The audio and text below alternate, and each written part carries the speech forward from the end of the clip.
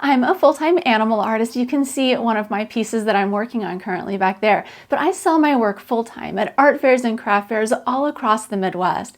And I want to share with you 5 mistakes that I see artists making when they are trying to talk to customers about their art in a way that sells their art.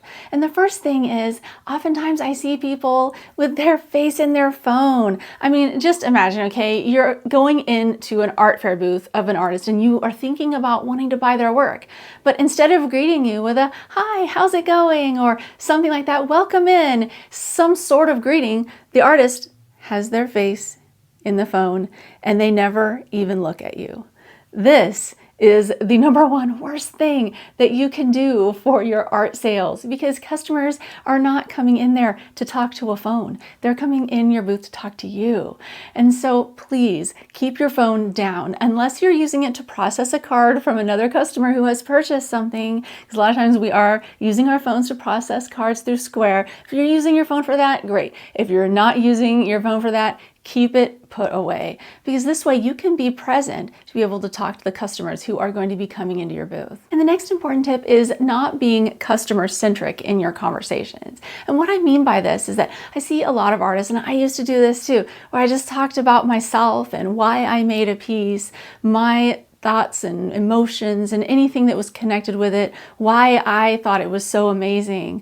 But I didn't think about why the customer would think it was so amazing. And so for me with my animal art, one great example is that instead of me talking about this dog, maybe I really like how the yellows and the purples are going together in this really cohesive, harmonizing way. That's something that I like. But the customer would probably rather hear the story of Tuco, the dog that was somebody's very long-time favorite pet. People can connect with that because they have an animal that they love and they want to honor and cherish in a very similar way. And a lot of times when they're buying my prints, they're trying to find an artwork that looks like their pet, so that way they can take it home and it can kind of be a memory of their pet hanging on their wall. And so this connects with them emotionally. It's something that they are interested in, not something that only I am interested in. So as an artist, try to have conversations with your customers from their perspective. What will benefit them, not just what will benefit you or what you found interesting. Next is not talking to customers enough and being too shy.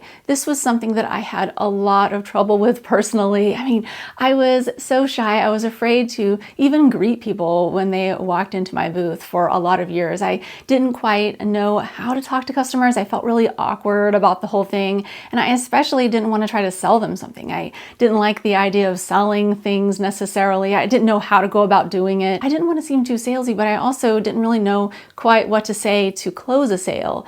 I really was in over my head when it came to the sales aspect of being an artist at an art fair, because I had never worked in any sales jobs or anything like that before.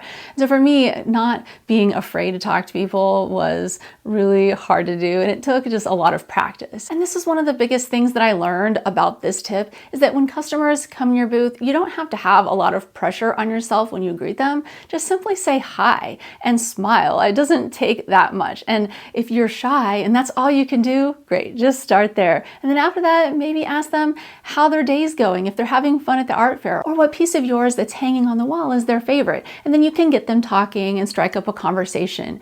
And sometimes that's all it takes to break the ice and get the customer interested in purchasing your work. The fourth mistake is being too salesy. I kind of touched on this previously, that I was afraid to be too salesy, but sometimes I see artists really acting like car salesmen. Oh my gosh, and it is horrible for the customer. It chases them right away. I know for me, one of the things that I can do that will chase customers away is if they walk into my booth and I immediately say, "Hey, I have prints of everything and they're only $17.99. If you buy 3, you get your 4th one free." That sounds like an advertisement. Nobody wants to be advertised to or sold to when they are coming to an art fair. They want to be having an enjoyable time, see something they like, and then be nudged in the direction of purchasing it by the artist, not be pushed hard toward purchasing it, because that's not an enjoyable experience for the customer. So keep that in mind. Don't push too hard. But tip number 5 is also really important. It's not being salesy enough. I see artists doing this all the time. They're just chit-chatting with customers, allowing the customer to basically take complete control of the artist's time and attention. And they might be in there in their booth talking with them for a half hour, and the artist never tries to nudge them toward a sale. And it's important to note that there is a delicate balance between being too salesy and not salesy enough. And the finesse that it takes from an artist's sales perspective to be able to get that customer to purchase takes a little bit of time and experimentation, and everybody's art is different. But for me, one of the things that I do, this kind of really disarming, and it makes a person feel comfortable when they walk in my booth, is I greet them with a hi, how's it going, how's your day, or the weather's nice out here, something like that, an icebreaker. Then I allow them a few moments to look around. And then I just mention, like, I'm trying to be helpful to them, because I am.